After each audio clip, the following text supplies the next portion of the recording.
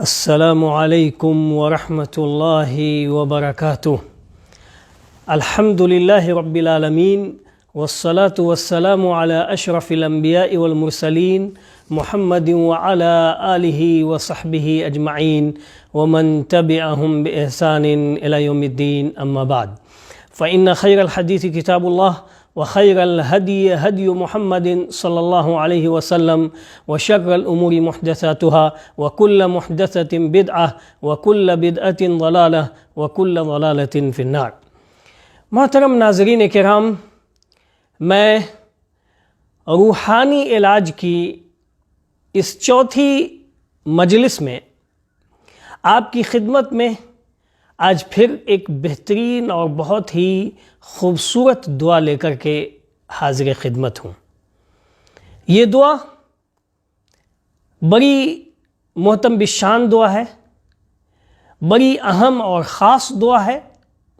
اس دعا کا ہم سبوں کو خصوصیت کے ساتھ اہتمام کرنا چاہیے، اور جس قدر ہم اس دعا کا اہتمام کریں گے انشاءاللہ اسی قدر اس کے فوائد ہمیں حاصل ہوں گے۔ تو وہ دعا کون سی ہے؟ آئیے ہم سنتے ہیں۔ وہ دعا ہے اللہم انی اعوذ بک من زوال نعمتک وتحول عافیتک وفجاءت نقمتک وجمیع سخطک۔ آئیے ایک بار پھر سنتے ہیں۔ اللہم انی اعوذ بک من زوال نعمتک وتحول عافیتک وفجاءت نقمتک وجمیع سخطک۔ اس دعا کا سادہ سا ترجمہ یہ ہے کہ اللہ، میں تیری پناہ چاہتا ہوں تیری کسی بھی نعمت کے ختم اور زائل ہونے سے،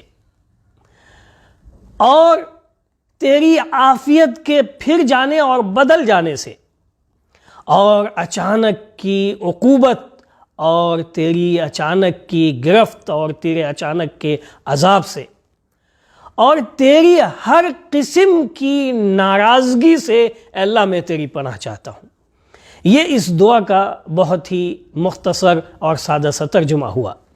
یہ دعا امام مسلم رحمہ اللہ نے کتاب الذکر و دعا کے اندر اس کو نقل کیا ہے، اور یہ دعا جس حدیث کے اندر مذکور ہے وہ حدیث 2739 نمبر کی حدیث ہے، اور اس کے راوی حضرت عبداللہ ابن عمر رضی اللہ عنہ ہے۔ اس دعا کے اندر 4 خاص چیزوں کا تذکرہ ہوا ہے۔ ہم انہی 4 چیزوں کی مختصر سی تفصیل بیان کریں گے تاکہ اس دعا کی اہمیت ہمارے سامنے واضح ہو جائے، اور پھر ہم اس کی اہمیت کو جان کر اور سمجھ کر اللہ رب العالمین سے اس کے اہتمام کرنے کی ہم توفیق مانگیں۔ اللہ تعالی ہم سبوں کو اس کی توفیق سے نوازے۔ اس کے اندر 4 چیزیں ہیں۔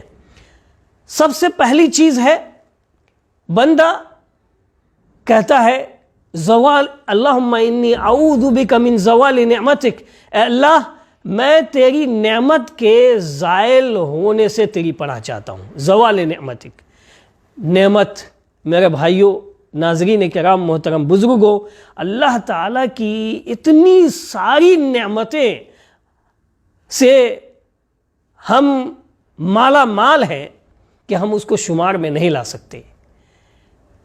ظاہری اعتبار سے، باطنی اعتبار سے بے شمار اور لاتعداد نعمتوں سے اللہ رب العالمین نے ہمیں مالا مال کر رکھا ہے، اس میں کوئی شک شبے کی گنجائش نہیں ہے۔ خود اپنے آپ پر غور کریں، یہ آنکھ، یہ ناک، یہ کان، یہ ہاتھ، یہ پاؤں، یہ صحت، یہ مال، یہ دولت، یہ اولاد، اور اس طرح کی بے شمار نعمت ہے جو اللہ رب العالمین نے ہمیں نواز رکھا ہے۔ تو یہ جو نعمت ہے اس کے محروم ہونے سے بندہ اللہ رب العالمین کی پناہ چاہتا ہے۔ نعمت میرے بھائیوں، نعمت کی جب انسان قدر کرتا ہے، نعمت کی جب شکر گزاری کرتا ہے، تو اللہ رب العالمین اس کی نعمتوں کے اندر مزید اضافہ فرماتا ہے۔ روز بروز اس کے اندر اللہ تعالیٰ ترقی عنایت فرماتا ہے، اللہ تعالیٰ اپنی برکتیں اس کے اندر عنایت فرماتا ہے اگر بندہ شکر گزاری کرتا ہے تب۔ اور اگر اسی نعمت کی انسان ناقدری کرتا ہے، اس کے اندر حدود سے تجاوز کرتا ہے، کفران نعمت کا وہ شکار ہوتا ہے، تو یقین جانیے جو اللہ رب العالمین نعمت دینے پر قدرت رکھتا ہے وہی اللہ ایک دن نعمت کو چھین بھی لیتا ہے۔ اس لیے اللہ تعالیٰ نے واضح طور پر فرمایا لَإِن شَكَرْتُمْ لَأَزِيدَنَّكُمْ وَلَإِن كَفَرْتُمْ إِنَّ عَذَابِي لَشَدِيدٌ، اگر تم میری نعمتوں کی شکر گزاری کرو گے لَأَزِيدَنَّكُمْ، ہاں تو ہم اس کے نعمت کے اندر اضافہ کریں گے، اور اگر تم کفران نعمت کے راستے کو اختیار کرو گے تو یاد رکھو إِنَّ عَذَابِي لَشَدِيدٌ، میرا عذاب جو ہے بڑا سخت ہے، میری پکڑ بڑی سخت ہے، ہم تم کو نعمت سے محروم کر دیں گے۔ تو نعمت کا زائل ہونا، نعمت کا دور ہونا، یہ ایک بہت بڑی مصیبت ہے، اس لیے بندہ اللہ رب العالمین سے اس کی پناہ چاہتا ہے، اور اس دعا کا تقاضا یہی ہے کہ ہم اللہ رب العالمین کی نعمتوں کی شکر گزاری کی توفیق مانگتا رہے۔ اللہ تعالی ہم سبوں کو جو بھی نعمت ظاہری اور باطنی عنایت فرمایا ہے اس کے شکر گزاری کی اللہ تعالی توفیق سے نوازے۔ آئیے دوسرے جملے کی، دوسرے لفظ کی ہم تشریح کریں۔ دوسرا ہے تحول عافیتک، اے اللہ میں تیری پناہ جاتا ہوں تیری عافیت کے بدل جانے سے۔ یہ عافیت کیا ہے میرے بھائیوں؟ انسان کا خوشحال ہونا، انسان کا کشادہ حال ہونا، انسان کا صحت مند ہونا، انسان کا خوش ہونا، انسان کا حزن و غم اور کرب و علم سے بالکل خالی ہونا، اسی حالت کو عافیت کی حالت کہتے ہیں۔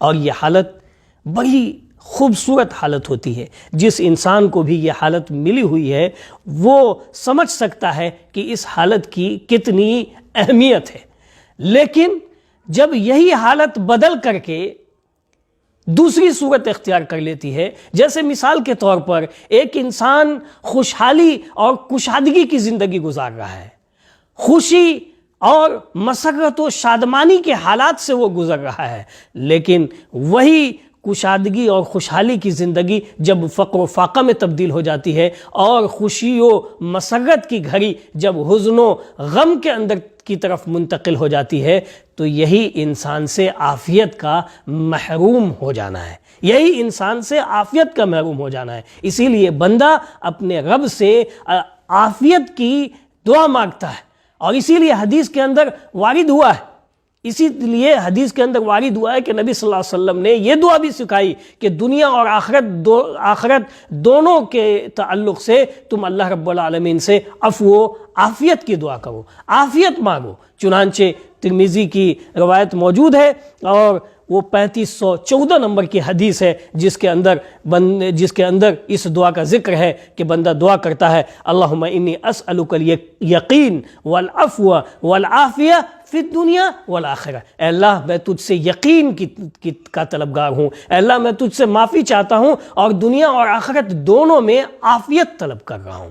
اسی لیے یہ عافیت اتنی بڑی نعمت ہے، اتنی عظیم دولت ہے کہ آپ سوچئے حضرت عباس رضی اللہ تعالی عنہ پیارے نبی محمد رسول اللہ صلی اللہ علیہ وسلم کے چچا، جنہوں نے نبی صلی اللہ علیہ وسلم سے یہ کہا کہ اے اللہ کے رسول مجھے ایک ایسی دعا سکھا دیجئے جس دعا کو میں کرتا رہوں اور اللہ سے وہ میں مانگتا رہوں۔ تو پیارے نبی محمد رسول اللہ صلی اللہ علیہ وسلم نے کہا صلی اللہ العافیہ فی الدنیا والآخرہ، اور دوبارہ جب حضرت عباس رضی اللہ تعالیٰ عنہ نے نبی صلی اللہ علیہ وسلم سے ایک چیز سکھانے کی طلب کی تو نبی صلی اللہ علیہ وسلم نے یہی دعا سکھائی کہ آپ اللہ سے عافیت دنیا اور آخرت دونوں میں عافیت طلب کیجیے۔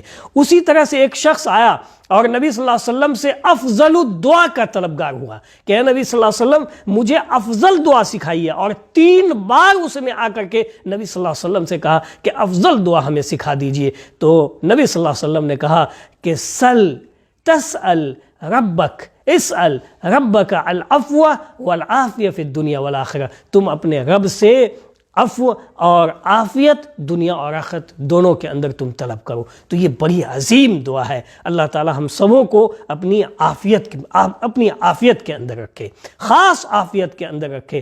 اور اسی لیے بندہ اس دعا کے ذریعے سے، اس دعا میں یہ اللہ تعالیٰ سے کہتا ہے کہ اللہ مجھے تیری عافیت کے پھر جانے سے تیری پناہ چاہیے۔ تیسرا لفظ جو اس دعا کے اندر وارد ہوا ہے وہ فجاءت نقمتک۔ کسی انسان کو اچانک کوئی مصیبت گھیر لے، کوئی پریشانی آ جائے تو انسان کتنا پریشان ہو جاتا ہے۔ اس لیے اس دعا کے ذریعے سے بندہ اچانک کی اللہ کی گرفت، اللہ کی پکڑ اور اللہ کے عذاب سے اللہ کی پناہ چاہتا ہے۔ اور اچانک کی جب گرفت اور پکڑ ہوتی ہے تو انسان کو اس کے لیے اس کے اندر توبہ کی توفیق نہیں مل پاتی ہے، توبہ سے انسان ہو سکتا ہے کہ محروم ہو جائے۔ لیکن کوئی مصیبت بتدریج آتی ہے تو اس میں انسان کو لوٹنے کی طرف، اللہ کی طرف رجوع کرنے کا موقع ملتا ہے۔ تو اللہ تعالیٰ سے بندہ اچانک کی گرفت اور اس کی عقوبت سے پناہ مانگتا ہے۔ اور چوتھا لفظ جو اس حدیث کے اندر وارد ہوا ہے وہ من جمیع سخطک، اے اللہ میں تیری ہر قسم کی ناراضگی سے پناہ چاہتا ہوں۔ ہر قسم کی یہ ناراضگی آپ سوچئے، یعنی وہ اسباب، وہ وسائل، وہ اقوال، وہ افعال جو انسان کو اللہ تعالیٰ کی ناراضگی کی طرف لے جائے، ان تمام سے بندہ اللہ کی پناہ چاہتا ہے۔ اللہ کی ناراضگی کن چیزوں سے ہوتی ہے؟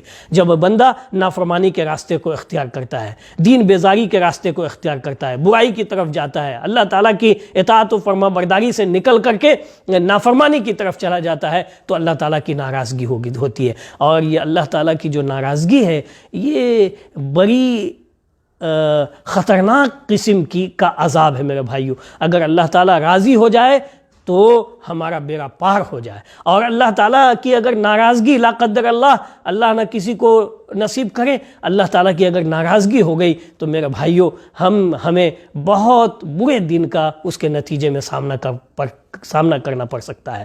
اس لیے یہ دعا جو ہے بڑی اہمیت کی متحمل دعا ہے۔ اس دعا کا ہم سبوں کو خاص طور پر اہتمام کرنا چاہیے کہ اللہ اپنی نعمت کے زائل ہونے سے اور عافیت کے بدل جانے سے، تبدیل ہو جانے سے، اور اچانک کی گرفت سے اور تیری ہر قسم کی ناراضگی سے ہم سبوں کو اپنی خاص پناہ میں رکھ۔